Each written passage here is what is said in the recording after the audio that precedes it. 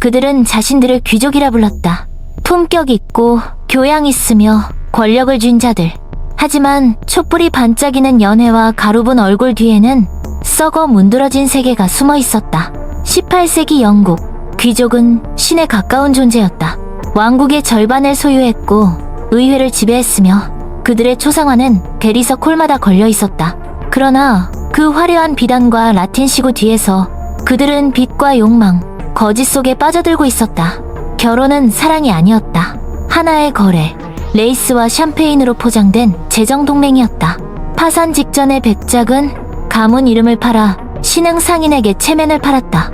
딸은 주식처럼 거래되었고 지참금은 몰락한 영지를 되살리는 마지막 희망이었다. 그들의 가정은 위선으로 세워졌다. 남편은 런던의 별장에서 정보를 두었고 아내는 시골 저택에서 연회를 열며 밤마다 친구들을 초대했다. 새벽이 오면 누가 누구와 함께 있었는지 신경 쓰는 이는 아무도 없었다. 메이페어의 화려한 응접실에서는 모든 타락이 벌어졌다. 커튼 뒤에서 벌어지는 도박, 정보를 두고 벌이는 결투, 그리고 신사의 병이라 불린 매도. 하얀 얼굴과 가발은 그 모든 질병과 추문을 감췄다. 의사들은 수은 목욕과 포도주 치료를 권했다. 독을 명품처럼 포장한 처방이었다. 추문은 언제나 터졌다. 편지는 사라지고 하인은 매수되며 평판은 조용히 정리되었다. 돈만 많다면 죄악조차도 품격이 있었다. 겉으로는 우아했지만 그들의 세계는 타락의 가면무도회였다. 웃음 뒤엔 비밀이, 결혼 뒤엔 거래가, 건배 뒤엔 생존이 숨어 있었다. 이제 그 화려한 부패의 장막을 걷어보자. 배신은 유행이었고 파멸은 예술이었다. 어서오라. 닥 히스토리아. 영국 귀족들의 타락한 삶 속으로. 18세기와 19세기 런던의 화려한 살롱에서는 죄에도 예절이 있었고 추문에도 규칙이 있었다. 진짜 귀족이란 도덕적인 사람이 아니라 아름답게 타락할 줄 아는 사람이었다. 예를 들어 로드 바이런, 시인이자 귀족, 그리고 파멸적인 매력의 화신. 그의 연애사는 전설이었다. 배우들과 귀부인들과 심지어 자신의 이복누이 오거스타리와의 관계까지 속삭여졌다. 세간의 소문은 향수처럼 번졌지만 바이런은 숨기지 않았다.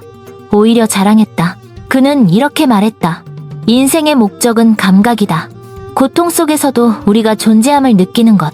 이 세상에서 이미지가 전부였던 시대에 죄는 드러나야만 수치가 되었고 드러남은 돈과 침묵 혹은 유배로 통제할 수 있었다. 연인과 결별한 후 미쳐버린 캐롤라인 램 부인은 가문에 의해 조용히 시골로 보내졌다. 사람들은 그녀가 신경쇠약으로 아프다고만 했다. 그 칼자국과 눈물로 젖은 편지는 아무도 언급하지 않았다. 그녀만이 아니었다. 데번셔 공작 부인 조지애나 스펜서. 그녀는 현대의 다이애나 왕세자비의 조상이었다. 사교계의 여왕이자 도박과 스캔들의 중독자. 살롱에서는 정치와 유혹이 뒤섞였고 그녀는 남편 아닌 남자들과 노골적으로 농담을 주고받았다. 소문이 돌았다. 아이의 아버지가 다르다는. 그러나 귀족 사회는 그녀를 비난하지 않았다. 그저 그 이야기를 홍차 시간에 꺼내지 않았을 뿐이다. 영국 상류층에는 단 하나의 금원이 있었다. 침묵은 죄를 보호한다. 잉글랜드의 웅장한 저택들, 채츠워스, 블렌하임, 워버네비. 그들은 석탄과 유산위가 아니라 비밀과 배신의 침대 시트 위에 세워진 성체였다. 심지어 웨일스 왕세자 훗날 조지 4세조차 2번의 결혼을 한 가톨릭 여성 마리아 피츠허버트와 비밀리에 결혼했다. 법적으로 불법이고 왕실에서는 절대 금지된 일. 하지만 런던 사교계의 모든 사람이 알고 있었다. 그리고 아무도 모른 척했다. 그 시절 스캔들에서 살아남는 비결은 무죄가 아니라 손댈 수 없는 위치였다. 돈이 충분하다면 살인은 불운한 사고로, 불륜은 오해로, 사생아는 시골에서 온 조카로 바뀌었다. 하지만 어떤 가면도 영원하지 않다. 살롱의 속삭임은 점점 커지고 결투는 피로 물들었으며 빚은 더 이상 숨길 수 없었다.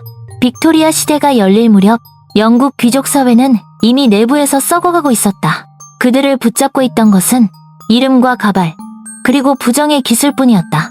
그들은 여전히 샴페인을 마셨지만 그 맛은 약간의 죄책감이 섞여 있었다. 광택나는 은잔 뒤, 정중한 박수 뒤에는 썩어 들어가는 소리, 죽어가는 계급의 심장박동이 울리고 있었다. 가발과 은수저의 시대, 광기에도 예절이 있었고 살인에도 품격이 있었다. 영국의 웅장한 저택 뒤편에는 장미향과 밀랍 냄새뿐 아니라 배신, 피, 그리고 느린 부패의 냄새가 스며 있었다. 캐슬레이경, 영국의 외무장관, 나폴레옹을 패퇴시키고 워털루 이후 유럽의 질서를 설계한 남자. 그러나 1822년 그는 시골 영지에 침실해서 자신의 손으로 목을 그었다. 기록에는 우울증으로 인한 비극이라 적혔다. 하지만 사람들은 속삭였다. 그가 미쳐버렸다고. 죄책감과 음모, 그리고 금지된 욕망에 시달렸다고. 남성들과의 은밀한 관계가 들통날까 두려워했다는 말도 있었다. 진실은 묘비 아래에 묻혔다. 침묵이 곧 장래였다. 1668년 슈루즈베리 백작 부인은 불륜을 혈투로 만든 여인이었다. 그녀는 잘생긴 버킹엄 공작과 정을 통했다. 남편이 결투를 신청했을 때 그녀는 마차에 앉아 그 광경을 지켜보았다. 애도하는 아내로서가 아니라 연인을 응원하는 관객으로서. 결과는 남편의 죽음. 피튄 드레스를 입은 그녀는 미소를 띠고 공작에게 다가가 입을 맞췄다. 런던 사교계는 경악했다. 그리고 며칠 뒤 그녀는 또 다른 파티에 초대장을 받았다. 영국에서 귀족이라면 죄는 수치가 아니라 공연이었다. 기록에는 사고사라 적힌 죽음이 수없이 많았다. 하인을 총으로 쏜 후 무례했다고 변명한 후작, 설탕 대신 비소를 섞은 차로 남편을 죽인 남작 부인, 그리고 늘 사라지는 건 하인들이었다. 그들의 말은 증거가 되지 않았다. 19세기의 아가일 공작 부인은 광기의 대명사로 남았다. 지적이고 매혹적이었지만 시대는 그녀를 감당하지 못했다. 남편이 불륜을 고발하자 그녀는 누드 자화상을 그려 세상에 공개했다.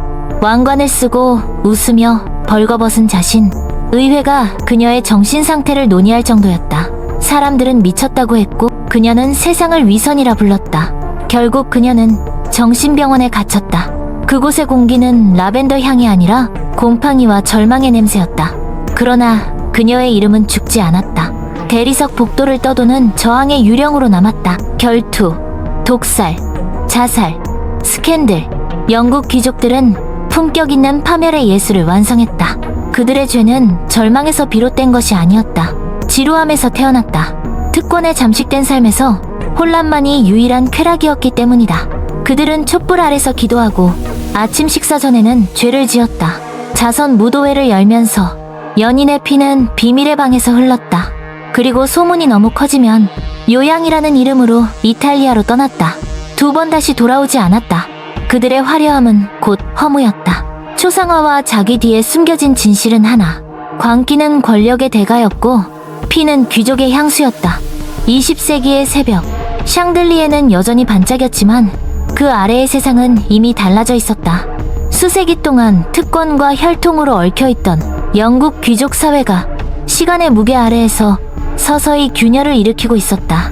1914년 대전쟁, 귀족 가문의 아들들이 프랑스에 참호로 나아갔다. 그리고 그들 중 많은 이가 돌아오지 못했다. 비단과 금으로 장식된 초상화는 여전히 벽에 걸려 있었지만 그 집안의 피는 이미 끊겨가고 있었다. 곧이어 세금이 그들을 덮쳤다.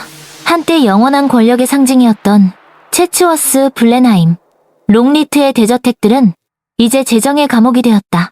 전쟁으로 허기진 정부는 귀족에게 유산세 이스테이트라는 이름의 짐을 얹었다.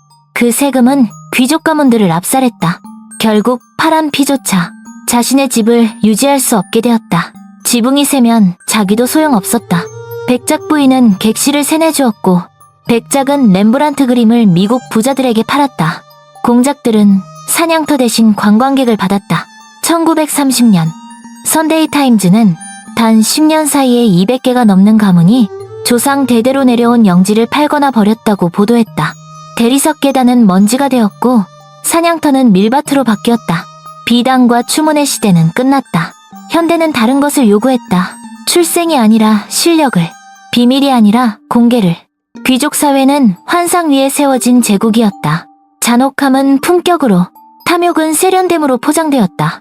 하지만 환상도 결국엔 죽는다. 재산이 사라져도 그들은 여전히 포크를 3번 놓치지 않았고 손으로 편지를 썼으며 저녁 식사에는 턱시도를 입었다. 마치 제국이 아직 존재하는 듯이. 그러나 어떤 의미에서는 정말로 사라진 것은 아니었다. 성은 무너졌지만 귀족이라는 개념은 살아남았다. 타블로이드의 기사 속에서, 패션과 영화 속에서, 그리고 우리가 여전히 빠져있는 권력과 몰락의 아름다움 속에서 세상은 반복해서 같은 집착을 되살린다. 부패의 미학. 그 오래된 귀족들은 사라졌지만 그들의 유령은 여전히 살아있다. 스캔들의 머리 기사 속에서 명품과 가십 사이에서 진실보다 화려함을 선택하는 모든 인간의 욕망 속에서 박물관의 먼지 낀 초상 아래 볼 때 기억하라. 그들은 성인도 악마도 아니었다. 그저 궁전에서 태어나 스스로 만든 감옥에서 죽어간 인간들이었다. 어쩌면 그것이야말로 귀족의 진짜 저주일지도 모른다. 권력을 물려받는 것이 아니라 역사를 물려받는 것.